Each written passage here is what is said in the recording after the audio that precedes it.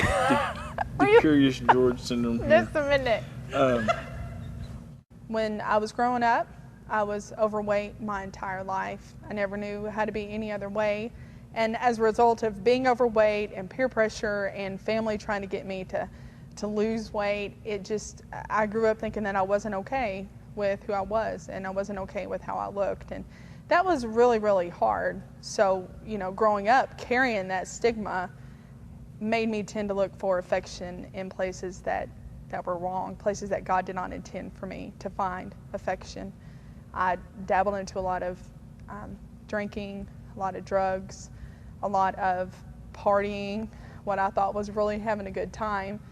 And finally, in July of 2000, I hit my rock bottom.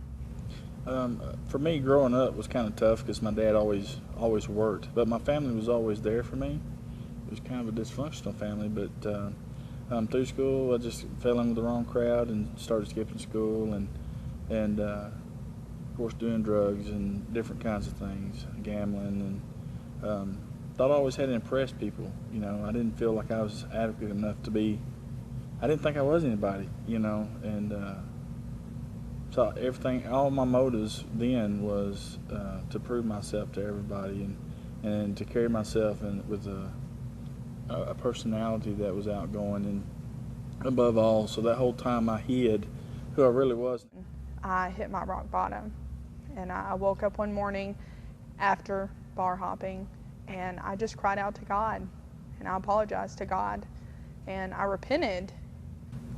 One of the lowest points in my life was at the time that my first wife had become pregnant, and we started having some complications, and going into the emergency room, and we found out that the baby had stopped growing.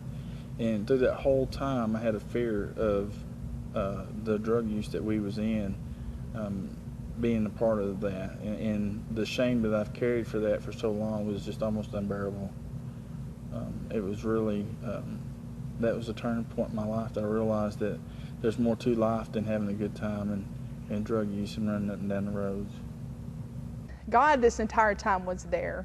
God was there for me. God was just waiting for me to stop in my own insanity cycle. So a year later, I repented again, and I cried out to God again. I couldn't carry my own shame anymore. I couldn't carry the weight and the burden of the world on my shoulders and carry the weight of what a horrible person I was, because I was. I had so much paranoia, and I was so caught up in the things that I had been doing, I didn't know no other way out. And through that, my brother and my dad found a place for me to get into with some treatment. You get to a point in your life where you just cannot take it anymore, and you really know that the only place you can go and the only place you can turn is God, because He's the only person that's going to change my life at all. And when I made that recommitment, my life had spun so far out of control. I said I was doing it, and that was it, and there was no going back. I still had not built a support system, and it made me struggle, but I stayed on that path. And then it took an outside influence inviting me to church when I began those relationships. And the stronger my relationships got, the stronger my desire to stay on the straight path got. And then I started looking for recovery meetings somewhere in close. And my brother had took me to one, and it was here at Mercy's Cross. And when I first came in, I was weirded out, sitting around a small table with lamps on, and I'm thinking, dude, this is lame, But little did I know that how much that would change my life and give me an opportunity to be honest, to share with who I am and what God has over the years have done. I have the golden opportunity of celebrating fixing to be 8 years of sobriety from crystal meth, 7 years from cigarette smoking, and 8 years from the kind of music and lifestyle that I lived in with the concerts and the things that I used to do. And now I fill my life with working with the worship team and working with people that's in recovery, and I see where God's changing lives and putting families back together, and that's where I want to be, because I know that's where God is working. Overbalance. Unbalanced. Balance? I thought it was balance. Since I've turned my life over to Christ, recommitted my life, and decided that I was going to live on the straight and narrow.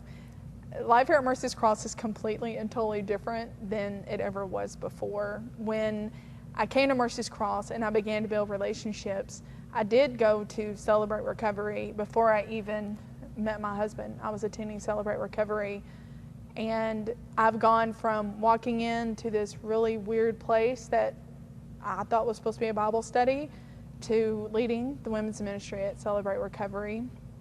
I work with women on a daily basis that I can completely relate to their story because I've been there.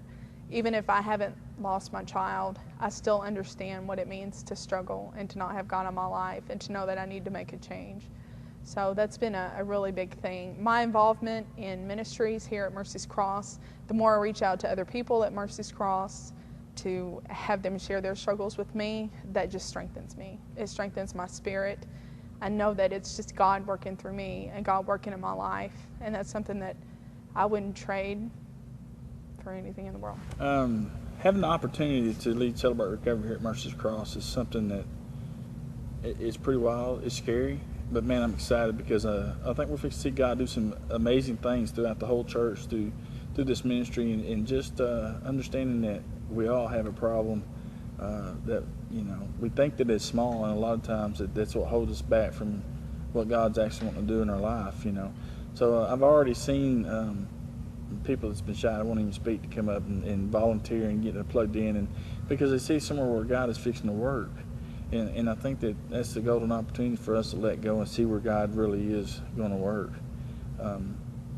It's an amazing thing to realize how much you love a place, but it's not just a place that you love, it's the church within the people that come in here. And man, I got some awesome friends here. I'm glad the support is phenomenal. Just some of the people we work here, and man, it was just the music and the sound, and it's just unbelievable. It's incredible what God has done here. And one of the most important things that we want to bring to this ministry is anonymity, honesty, and openness. And I think that can be done. And I think it's an awesome place to get rid of that junk that we carry every day. I guess you could say Celebrate Recovery is like the trash truck. We're going to carry that out. So come get involved. Just come check it out. See what our share group is. I'm excited. And yes, I'm going to need a lot of help. We didn't say anything about meeting each other and our marriage. They don't even know we're married. That was a singles ministry. Everybody knows that we're married. I promise you. Everybody knows. Okay, we don't have to say anything about being married. Anything else? No. Dude, I kiss you and you give a look like that. And I love my husband that God brought me. And I used to love my wife.